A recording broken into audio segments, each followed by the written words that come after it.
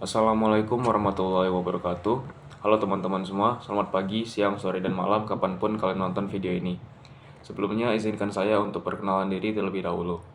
Perkenalkan kawan-kawan, nama saya Mari Muhammad Zaki dengan NIM 2410812020.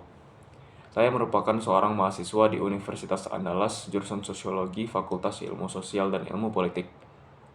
Jadi kawan-kawan, di video kali ini saya akan menjelaskan hak asasi manusia yang dimana merupakan salah satu materi yang berada pada mata kuliah kewarganegaraan. Tugas video ini akan melengkapi nilai ujian tengah semester saya untuk mata kuliah kewarganegaraan sendiri. Sebelum lanjut ke pembahasan, alangkah baiknya kita ketahui terlebih dahulu apa-apa saja tujuan dari pembelajaran pada materi hak asasi manusia ini.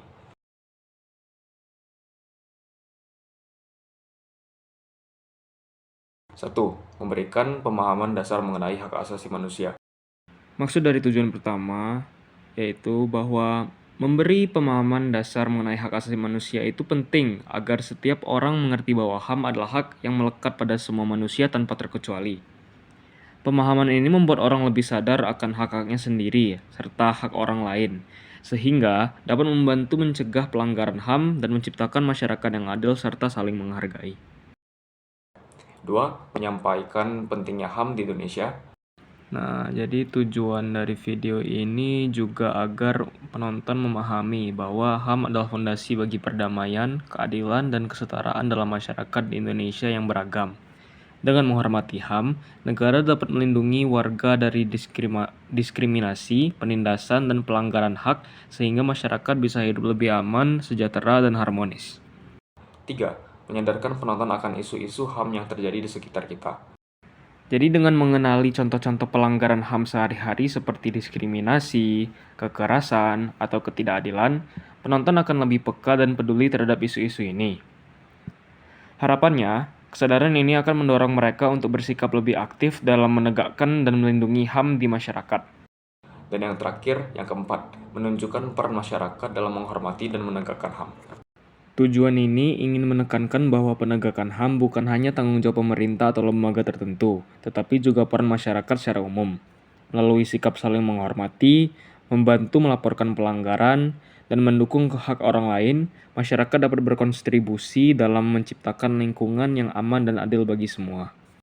Nah, kawan-kawan semua, setelah mengetahui tujuan-tujuan dari pembuatan video ini, tentunya dong teman-teman semua pasti penasaran apa sih sebenarnya pendefinisian HAM itu sendiri dan sepenting apa sih HAM itu di ruang lingkup masyarakat. Ini penjelasannya.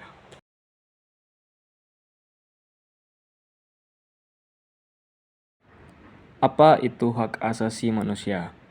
Jadi, hak asasi manusia dan HAM sendiri merupakan hak-hak mendasar yang melekat pada setiap individu sejak lahir sebagai manusia, tanpa memandang ras, warna, kulit, jenis kelamin, bahasa, agama, pandangan politik, atau status lainnya. Hak ini bersifat universal dan meliputi berbagai aspek kehidupan, seperti hak untuk hidup, kebebasan, keamanan, kesetaraan, pendidikan, dan perlindungan hukum. Secara sederhana, HAM adalah hak yang dimiliki oleh setiap orang yang bertujuan untuk melindungi martabat dan kebebasan individu, serta menciptakan keadilan dan perdamaian dalam masyarakat.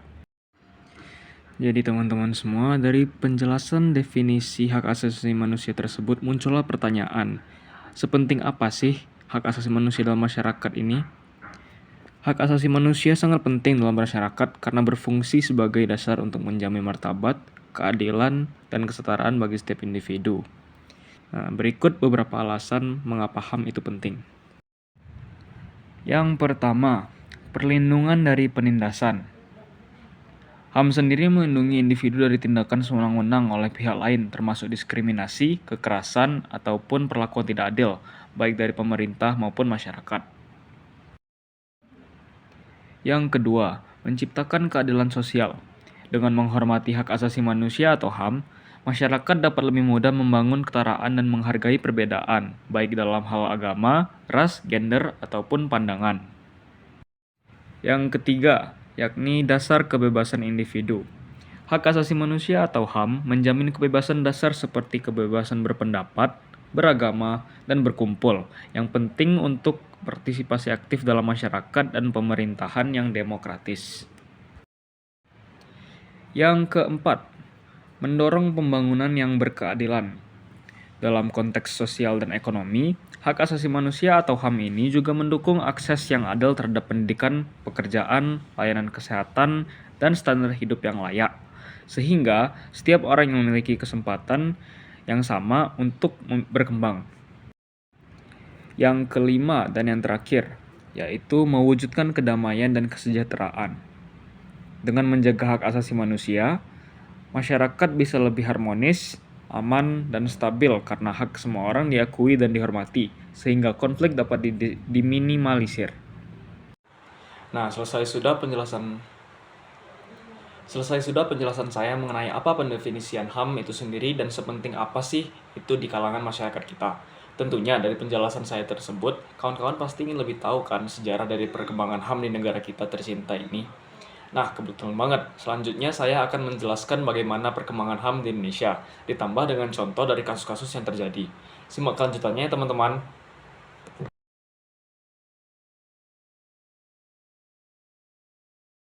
Yang pertama, yakni era perjuangan kemerdekaan.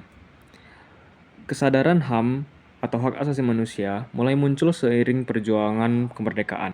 Para tokoh nasional seperti Soekarno dan Muhammad Hatta memperjuangkan kemerdekaan Indonesia berlandaskan hak setiap bangsa untuk merdeka dari penjajahan. Kedua, proklamasi dan pembukaan Undang-Undang Dasar 1945. Dalam pembukaan UUD 1945, Indonesia menyatakan bahwa kemerdekaan adalah hak semua bangsa.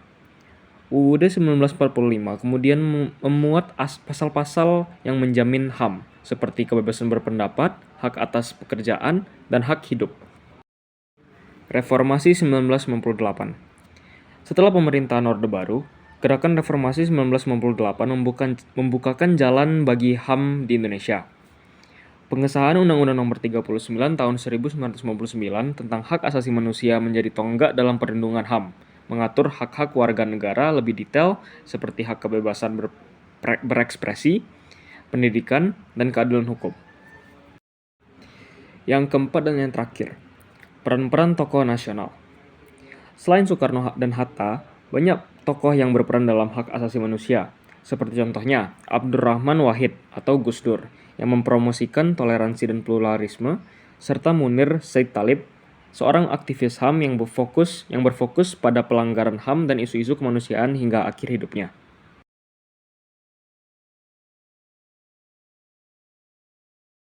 Departemen Luar Negeri Amerika Serikat merilis laporan praktik hak asasi manusia di berbagai negara, salah satunya Indonesia. Pemerintah Amerika menyebut penggunaan aplikasi Peduli Lindungi melanggar hak asasi warga negara Indonesia.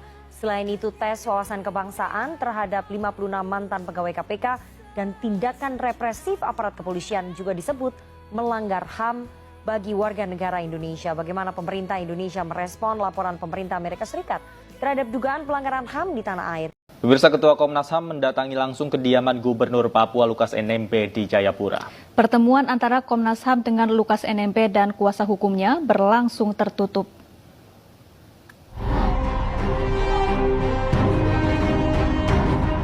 Ketua dan sejumlah komisioner Komnas HAM terbang langsung ke Papua untuk menemui Lukas NMB yang kini berstatus tersangka kasus dugaan korupsi.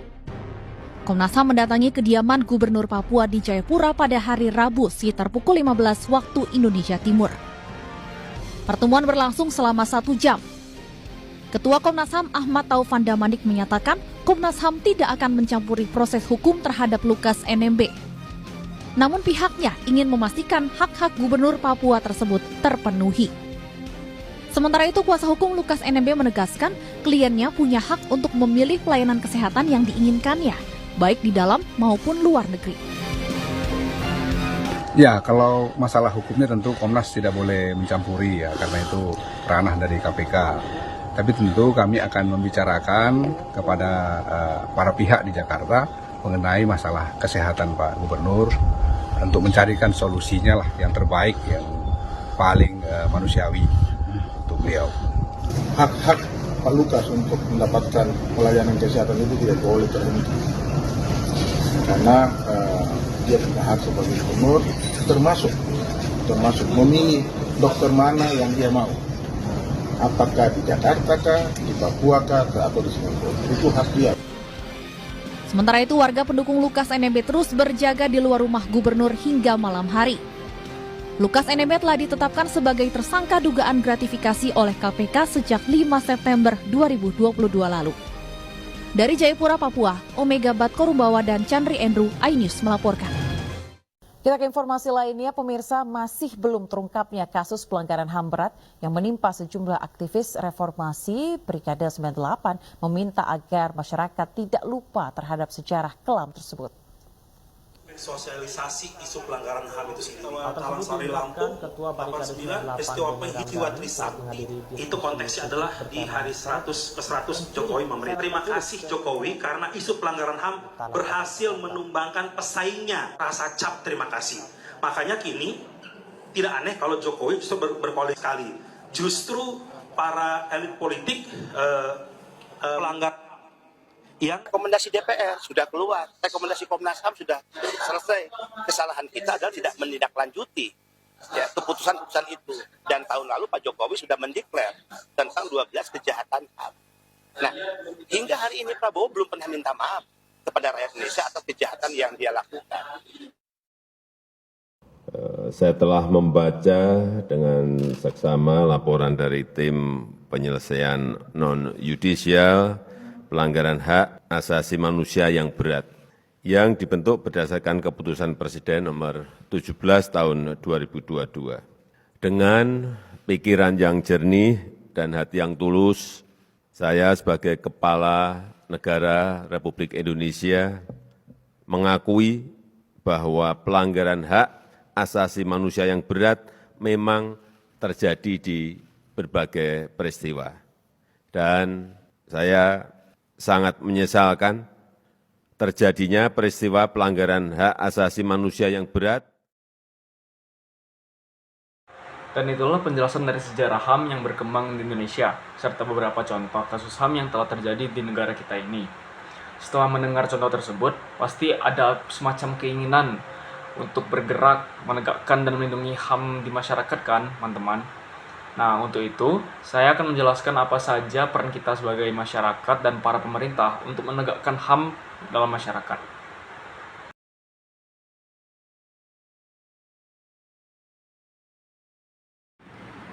Peran masyarakat. Jadi kawan-kawan semua, ada beberapa peran yang dapat kami lakukan sebagai masyarakat untuk menegakkan HAM dalam masyarakat itu sendiri. Jadi yang pertama yaitu saling menghormati hak. Masyarakat bisa menjaga HAM dengan menghormati hak orang lain dalam kehidupan sehari-hari, seperti menghargai perbedaan pendapat, budaya, ataupun agama. Yang kedua, meningkatkan kesadaran. Jadi kami sebagai masyarakat bisa mengedukasi diri dari orang sekitar mengenai HAM dapat mendorong sikap toleran dan empati. Dan yang ketiga untuk peran masyarakat yaitu aktif melaporkan pelanggaran. Jadi kami sebagai masyarakat bisa berpartisipasi aktif dengan melaporkan pelanggaran HAM ke pihak berwenang membantu menegakkan keadilan.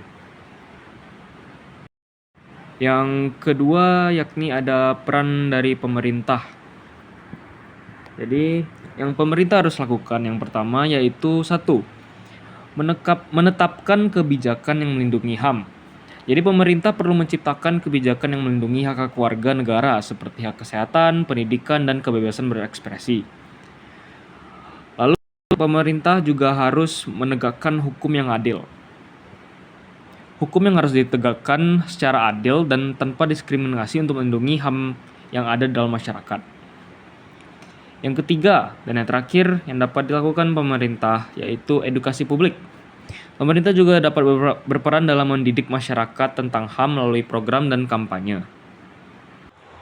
Jadi kawan-kawan, untuk kesimpulannya sendiri yaitu hak asasi manusia adalah prinsip-prinsip dasar yang melindungi martabat kebebasan dan kesetaraan semua individu terlepas dari latar belakang mereka, yakni kewarganegaraan atau status mereka. Hak asasi manusia diabadikan dalam suatu hukum internasional dan menyediakan kerangka kerja penting untuk memastikan keadilan dan perlindungan dalam masyarakat di seluruh dunia. Deklarasi Universal Hak Asasi Manusia dan instrumen internasional lainnya berfungsi sebagai referensi penting dalam mempromosikan dan melindungi hak-hak ini. Namun, tantangan tetap ada dalam implementasi dan penegakan sepenuhnya, khususnya di wilayah-wilayah di mana hambatan politik, sosial, dan ekonomi menghambat kemajuan. Menegakkan hak asasi manusia membutuhkan kerjasama global, kewaspadaan, dan keterlibatan aktif dari para aktor pemerintah dan non-pemerintah.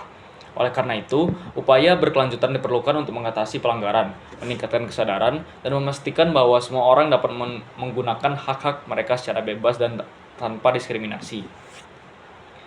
Mungkin cukup sampai di sini saya menjelaskan mengenai hak asasi manusia atau HAM.